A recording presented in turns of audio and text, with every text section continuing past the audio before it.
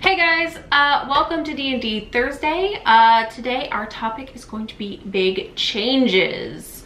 So while there have only really been 2 episodes of D&D Thursday thus far, it's kind of time to shake things up. I've been thinking about it a lot, and I think we're going to end up changing the name of this to Behind the Screen, because it's really not just about D&D, it's about RPGs in general. And while I mainly focus on Dungeons and Dragons, I want to give myself the flexibility to be able to bring in other people who play other types of RPGs. As some of you know, Eric, my husband, who is, you have seen in all the other videos, he is going to be running a Starfinder campaign that is starting on January 27th. And then, which I'm playing in, I'm kind of excited about it. I get to be in space. That's pretty cool. And then our friend Will is running a homebrew Pathfinder game. So being able to potentially have guests come on, that would be really cool. Talk to them about their methods, their tactics, inspiration they have, especially if for other people who also have homebrews. That's pretty cool. So I guess without further ado, welcome to the first episode of Behind the Screen. So last week we talked about our process in working on homebrew content and building campaigns and encounters. And I totally appreciated everybody's tips and responses that you said either in the comments or elsewhere, and definitely took away some good ideas about how to better streamline the things that I do. I also found that listening back to what I had been saying, I realized that I make it way too complex for myself, and I do way too much that I don't need to do. I should probably figure out a way to consolidate that and find a way to better use my time. Again, I am new at this. We've said that before. I am still figuring myself out as a DM, as even a player. So it's good to be able to sort of, from a 40,000 foot level, assess how you're doing. Speaking of playing though, on that note, I ran actually the sixth session of my homebrew campaign this past weekend, and I wanted to give you guys a little story time. So story time, we're gonna talk about D&D. So this past weekend, my players, who are in my beautiful world of on the continent of Saradell, they uncovered more about the traitor within the ranks of the local Thieves Guild. They went to a super elegant gala during the festival of Ryle Dan. Ryle Dan is an ancient hero who defeated the Black Dragon Kirzan 1,000 years ago. And they went to a gala festival during the festival to celebrate him. They ventured deep into the sewers to track down a ne'er-do-well who had attempted to steal the sword of Ryldan during the festival. They kind of stopped him, and then the guy got away. In the sewers, they encountered a man who was living with rats. That's kind of gross. A giant spider creature, a puzzle room, which they got super excited about because it was their first real puzzle room. It was like an escape the room. They got trapped in a room and they had to figure out how to get out, and they were super scared they were gonna trigger something that was going to cause them to die, so everyone was acting super cautious, which they are not a very cautious group sometimes. And then finally they fought a giant trash creature. It's one that I don't know, actually. I'm really bad at pronouncing the name. It's an Otayug. I'm gonna say it wrong. I said it wrong. Otayug. I'm still probably saying it wrong. But overall it was a great session. We also, in our sessions, we play for a really long time. It was a 10-hour session, so there's plenty of time for there to do all of that. That being said, I feel like I fell into the trap of too much planning. I kind of over-planned. And in the past, when I've run sessions, I've sort of prided myself on the fact that it's an open world. You can do whatever you want. You can go, and anywhere you go, you're gonna have an adventure, and you can try whatever you want. About halfway through this, I realized, whoa, I've railroaded them onto this path. They only have this choice. It felt very like single focused. And while like the players knew that going in that they had to go to this gala because it's been on their calendar, like they knew that this sort of stuff was coming up, I also sort of felt bad that they didn't have their own agency to decide what they wanted to do. So I'm thinking that for the next session, which is in about 4 weeks, I'm hoping that it's going to be a little bit more open. the players, I mean the characters in the game, they have some unresolved issues they have to go through to like work through, whether that's with the Lord Mayor Samaria Tristel, or figuring out this situation with the Thieves Guild, or are they going to continue tracking down this person who seems to have gotten away. They have more flexibility and more options, so it's just a question of what they decide to do. I just need to make sure my NPCs are ready to respond appropriately. Making sure that your NPCs know what they are trying to get out of the situation is pretty critical for making sure a good encounter goes well. Okay, so that was story time. You guys heard about my campaign and my thoughts for what I'm going to be doing in about 4 weeks when the next session happens. But speaking about players and NPCs, really the topic today was about change and about big changes, and I want to talk about D&D Beyond. So some of you may have heard on Critical Role last week that they're working with D&D Beyond, and you didn't know what it was before, and you probably still don't know what it is. I mean, maybe you do, and then this is gonna all be like, you can like fast forward or something, I don't know. But if you don't know what it is, I'm gonna try to explain. D&D Beyond is an online tool that was created by Wizards of the Coast to incorporate the official D&D books into a digital platform, allowing users to create characters, search for items, for spells, and even for monsters. That's the like base, that's where it is right now. The platform is pretty player centric, not so much DM centric, they have step-by-step like building wizards, wizards, like build your own character, but here we're gonna help you go through it so you make sure you do it correctly. And they kind of allow users to upload homebrew content that you can add in, which is pretty cool. And that database will continue to sort of grow as more people begin to get involved. Now, here's where the controversy comes in. So, a lot of people who play D&D have a problem with D&D Beyond.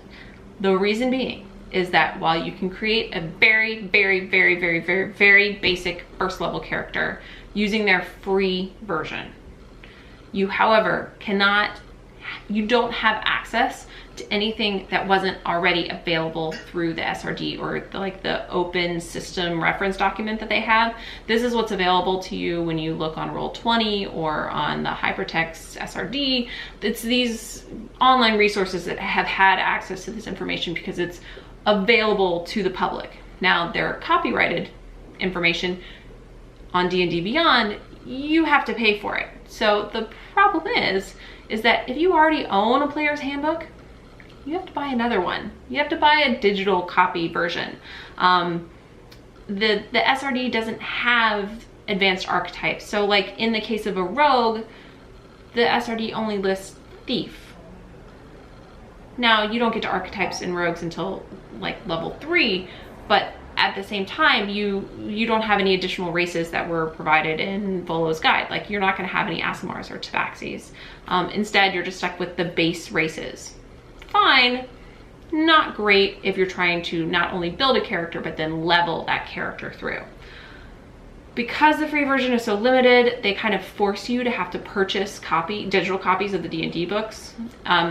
They have everything on there that's available now for 5th edition. So from Player's Handbook to Xanathar's, they're on there, as well as all of the campaign guides, which is really, really, really cool.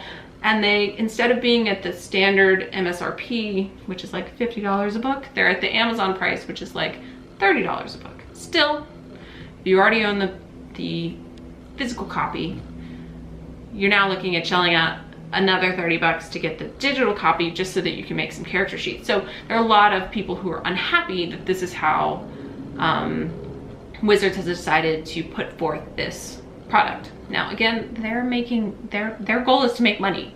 So they're doing what they need to do to make this work for them. But for players and DMs who already have most of the books, they're being asked to buy them again, and it's created some discussions. And regardless of that, which is fine, that is a completely fair point. I want to go to the flip side of that, which is, while that is a barrier for entry for some people, they have options like the Legendary Pack and subscription services. So let me break it down and sort of talk through the way that I thought about it when we thought about getting this. So an individual can buy the Legendary Pack. This is access to every book in 5th edition, and it's at a 15% off discount. So it's like $335, which is a lot of money. And then on top of that, you can purchase a subscription as a DM that starts at $5.99 a month. So you're at $340, $41, $42 to get in. However, if you have the DM subscription, you can have up to 3 campaigns with 12 players in each campaign. You can share your content, i.e. this legendary bundle of all of the books, with those players who are in your campaign, meaning they have access to every single resource that exists made by Wizards of the Coast. So technically, you could have your players all pitch in to help cover the cost of this, and then they get all the content, you get all the content, and you have a digital platform in which all your characters are in one place, you know everyone's leveling correctly, and you can just like have access to everything without ever needing to buy it. Like, you have it, it's yours, and you've split the cost between your party. Not a terrible idea. I also ran the numbers. If you didn't want to buy any of the campaign guides, it's about $150. So okay, so $156 split between 6 people. It's expensive, but it's doable, especially if you're playing on a regular enough basis. If you share the price, it could be worse. So we ended up doing this. We got the Legendary bundle, we got the DM subscription package, and while they haven't yet created, Wizards hasn't yet created a lot of, there's not a lot available for DMs yet in the way of campaign management. I still have access to all the books. I can make unlimited numbers of characters, which is cool, with the like character builder walkthrough thing. So the benefit I see to me as the DM is that I can make actual character sheets for the NPCs who are important, the ones that would be going into battle or fighting against my players. I can actually have a character sheet for them. This means that I can use my laptop, which I already have in front of me, to subtract hit points as I'm going along. They're in the middle of a fight. I'm not writing things down on a piece of paper. I can also mark off spells so I can make sure that I'm playing fairly, that I'm not just like, oh man, did I use that 4th level spell? I don't know. I'm just gonna use it again anyway, which happens in game. You don't necessarily remember everything that you were doing. I think they're also planning on putting out more DM tools as they go along, but it's their development, software development takes a while sometimes, so it happens. I also found a plugin on Chrome that looks at a page in the Monsters Manual on the D&D Beyond page, and it adds, you can create a queue of monsters, so you can actually have an encounter with all of the hit points, and then you can subtract the hit points from there, which is really cool. Or you can have, there's little dice symbols that show up next to the different attacks and things, and you can roll the dice on the screen. I like physically rolling dice. I'm never gonna do what Mike Merle says and says I should take the average. I like rolling dice, and so I'm always gonna roll dice, and that's just my preference. But those are there, and that plugin is called, let me see what it says. It is called D&D Beyond Interaction Plugin. You can find it in the Chrome store. So if you have D&D Beyond or you wanna try that, it seems pretty cool. I haven't had a chance to actually play with it because I found it after our game on Saturday. So I'm recommending something I haven't used yet, but it seems like it's gonna work. I'm also having all my players build their characters through D&D Beyond in our campaign. That way I can keep track of their skills, their spells, how far they've advanced. I can track their XP on there, which is really cool. And then when they level, they can like use the system to help level them up, which is awesome. And then also that means that I know all the things that they can do, so I can try to defeat them. No, I'm kidding. I would never kill my party.